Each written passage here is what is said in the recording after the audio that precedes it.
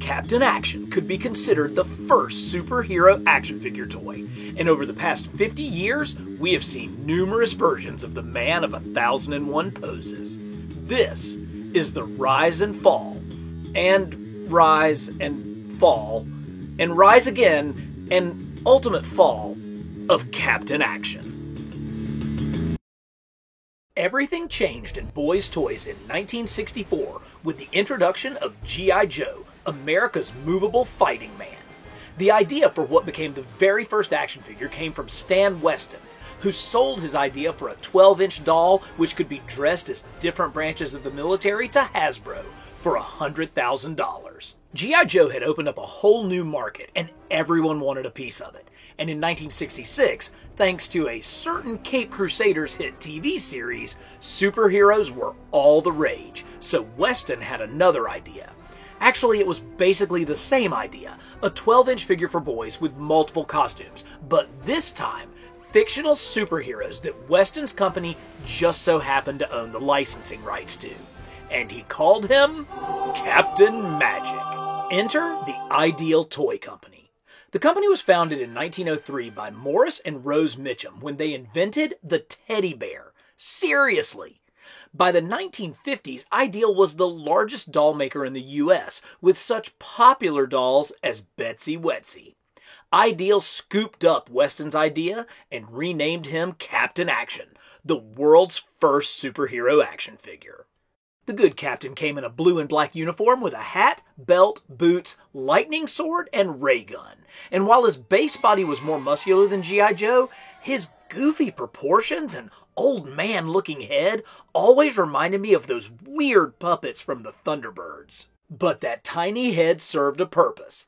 It let the masks of the original 9 costumes released in 1966 fit snugly on the figure. That first wave included some serious heavy hitters: Superman, Batman, Aquaman, Captain America. And don't forget the Lone Ranger, Phantom, Flash Gordon, Steve Canyon, and Sergeant Fury. Yes, the World War II version of Nick Fury from S.H.I.E.L.D. fame. Each of the costume sets was loaded with accessories. Superman alone came with a kryptonite rock, Phantom's own projector, and his dog Krypto. And the artwork for the majority of the first wave's packaging was done by comics legend Murphy Anderson. Sadly, I only own 4 of the original 9 costumes, but man, they are the big ones. Let's take a look at each one of these individually. Of course, we have to start with the original superhero, Superman, and he is just so majestic looking. This royal blue and this red that's over 50 years old still pops. He's got a little bit of a tear in his vinyl cape, but this is an actual sturdy vinyl material here. I love the S belt and the way that the yellow comes off, but then it's like a gold metallic sticker for his S. He's got all the details in his boots, even down to the lines right around the edges. And of course, he's got the Captain Action head that fits right over the top. If you're going to have a gorgeous Silver Age 1960s Man of Steel figure, I can't think of a better one than this. Captain America, along with Nick Fury, were Marvel's first entries into the Captain Action line, and you can really see that kind of Silver Age Kirby, almost like Kirby Senate vibe on this mask that the Captain has.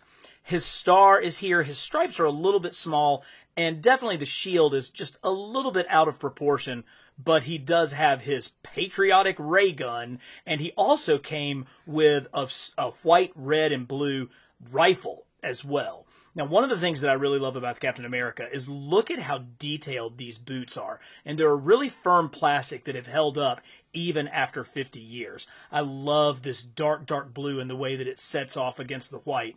Would have been nice to have gloves, but all in all, a really solid Captain America figure.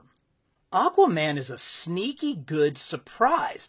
That golden hair with like his wet locks and those bright yellow eyebrows really play off against his green and orange suit.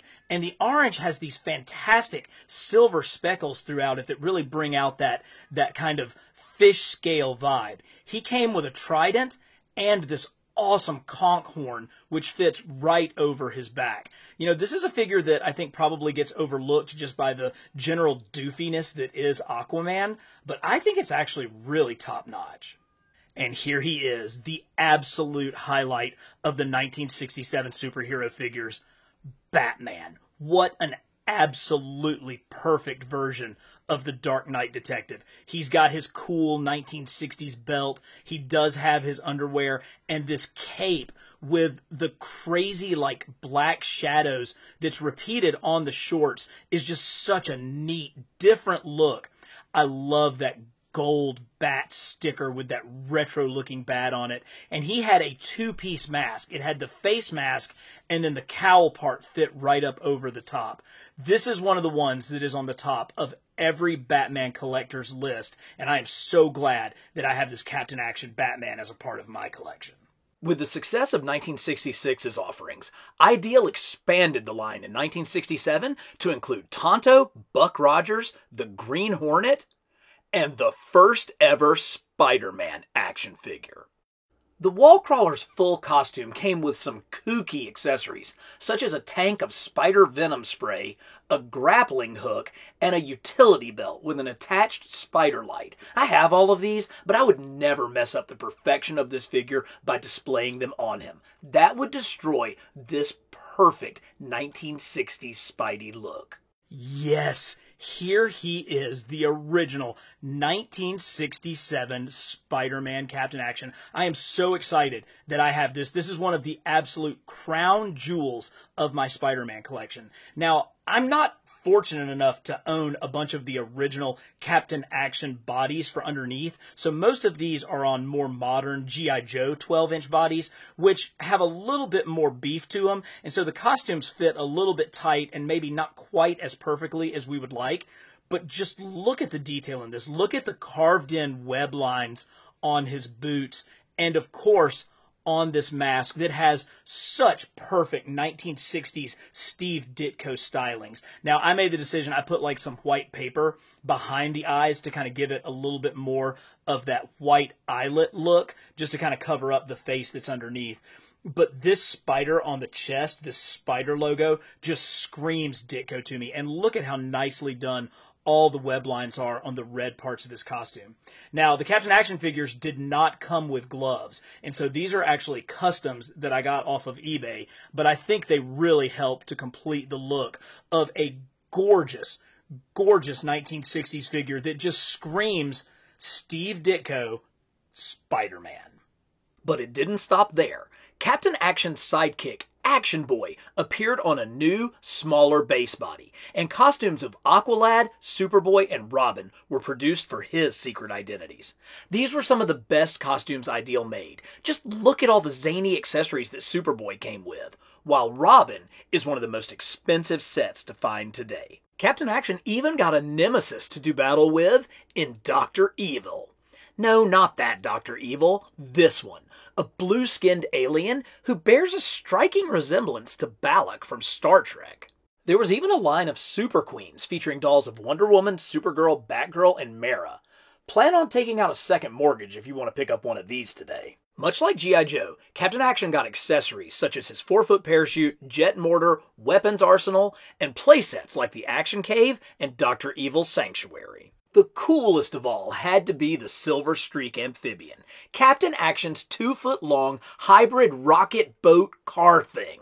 Like, if you had to combine all the awesomeness of the 1960s into one item, this would be it. Unfortunately, by 1968, the superhero craze began to lose steam, and after only 2.5 glorious years, Ideal canceled Captain Action.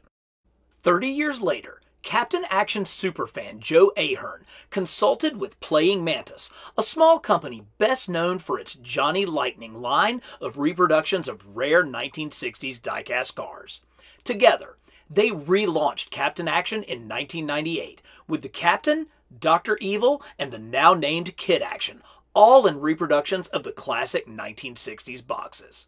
These were quickly followed up by deluxe box sets of many of the original costumes, this time including the base figure in each set. The initial wave included classic uniforms of the Lone Ranger, Tonto, Flash Gordon, and Green Hornet. But Playing Mantis was able to expand the line with the first ever offerings of Green Hornet's sidekick Kato, famously played by Bruce Lee, and a Ming the Merciless set for Dr. Evil, Flash Gordon's nemesis. The line continued in 1999, but switched gears to more retro packaging containing just the costume and accessories. The Phantom joined in, now with his arch-enemy Kabai Singh.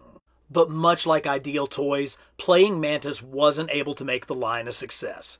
After only a 2-year run, the Captain was put back on the shelf, unable to get the license for Marvel and DC figures. The line just didn't connect with collectors.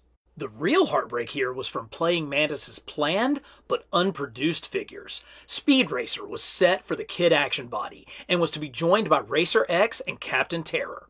Johnny Quest, Haji, Dr. Quest, and Race Bannon would have made a spectacular display, especially had the evil Dr. Zen also been produced. But there is one thing we've learned: never count Captain Action out. Want more of the very best in comics history and action figures? Subscribe to Carbon Scoring. Every week we're bringing you new videos, so ring that notification bell so you won't miss an episode. And for more in-depth involvement, consider a channel membership or join the conversation in our Facebook group. Joe Ahern, who had been vital to bringing the Playing Mantis line to retail, obtained the rights to Captain Action in 2005. Together with fellow collector Ed Cato, they formed Captain Action Enterprises, initially reviving the comics in 2008 and then expanding to reissue the original 1960s Aurora model kit, trading cards, and even Migos-styled figures. But the breakthrough came in 2012 when a new 12-inch figure hit Toys R Us from Round 2 Toys. The Good Captain was on a whole new body, more muscular, with better articulation and a newly sculpted, far more heroic head. Where Playing Mantis had failed, Round 2 succeeded. In addition to bringing Captain Action to shelves for a third time, Round 2 obtained the license for Marvel superhero costumes, starting with deluxe sets for Spider-Man and Captain America. Round 2 did not hold back with their initial deluxe offerings for Captain America and Spider-Man. Let's take a look at some of the things that the Captain America figure came with. Of course, he has his original circle shield, but he also has his World War II shield that he actually only used in the very first issue of Captain America Comics because it was a clear ripoff of the character The Shield, who wrote Timely a very nice letter and said, "You'd better stop that or we're going to sue you." He comes with an alternate Steve Rogers head, which looks just like every Aryan's dream with his blonde hair and strong chin. And there's even a magazine that reproduces the art of Avengers issue 4, the first appearance of Captain America in the new modern age. Really, really cool. His belt can be switched out and have these more modern pouches, or they slide right off and you can go with the more classic 60s look. But as great as Captain America is, look at what we got with Spider-Man. Of course, you did get a Peter Parker head sculpt, and I love those little curls that are very, very reminiscent of the 60s John Romita Sr. Peter Parker head. I mean, that's a really great Pete head. He also has a newspaper, which of course has the reward for pictures of Spider-Man.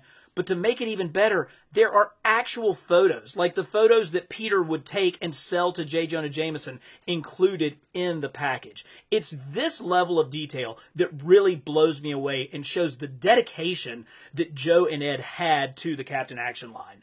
Of course, there's all the multiple hands, every one that you could possibly dream of, but then it gets really good. He comes with 2 replica web shooters. And look at all the detail on these. There's the nozzle and the spinneret mechanism. It has the pad where he pushes his thwip down. And each of the different web cartridges is sculpted in, including that little circle that Ditko would draw in there. I mean, there's so much detail just in these 2 tiny little web shooters. You can even see down into the nozzle as though it's about to spit out web fluid at us right now. And that's not even the best part, because this is the sneaky best thing and the only time that I can think of that it has been included in a Spider-Man figure. It's Spidey's belt. And yes, it has all of his spare web canisters lined up around it. It has his spider signal that he can flash out and scare the bad guys. But where this thing really goes the next level is it has the camera that Uncle Ben gave him that he uses to take pictures of himself for the Daily Bugle. And it just snaps right onto the belt. Just an amazing touch and an incredible amount of detail in this deluxe Spider-Man set. And here they are in all their glory, the 6 costumes released by round 2 of the Marvel characters, and at the very end, the Build-A-Costume of Hawkeye. Let's take a closer look at each of these gorgeous figures. What a difference the technology has made for these figures. You saw just how much more muscular and how better articulated and how much better proportions the new Captain Action body had, and that really comes through on this Captain America figure. He has got the perfect Jack Kirby head sculpt. I love that he's got his white earpieces and that they really stand out. The star and the stripes are much better proportioned, and he has this great, almost leather-like belt. Just like the original, the boots are a real highlight of this figure, even down to the ribbing on the bottom, but they fit so well. And out of all of my Captain America figures, I think this one has maybe the best proportions of the shield out of any of them. He's got nice detail on his gloves, which give that red, white, and blue color scheme. This is just a spectacular 12-inch Captain America figure.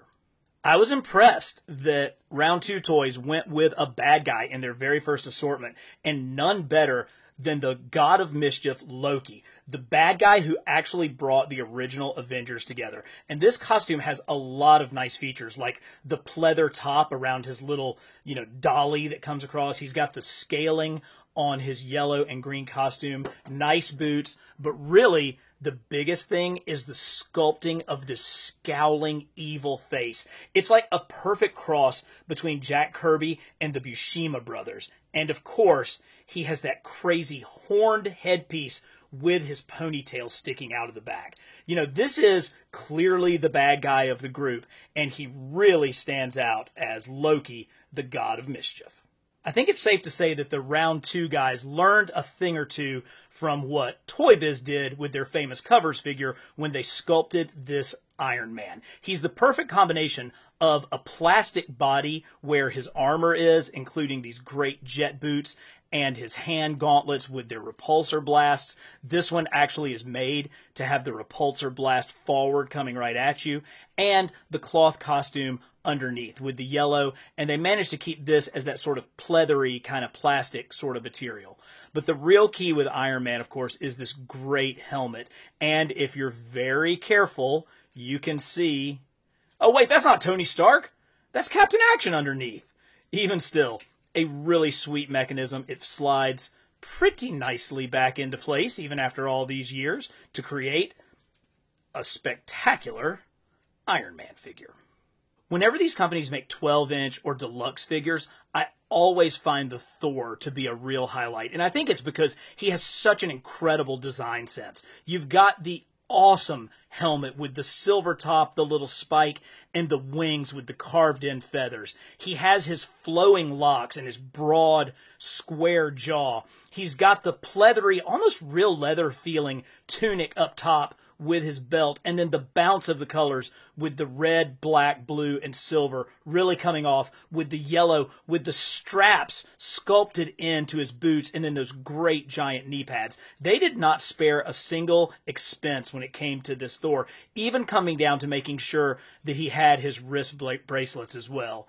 The cape has an underwire so that it can get into some really dynamic poses. That is such a nice touch. But of course, Thor comes with an accessory, and that's his hammer Mjolnir, which has the inscription, "Whomsoever holds this hammer, if he be worthy, shall possess the power of Thor." And I will guarantee you, this is a worthy figure.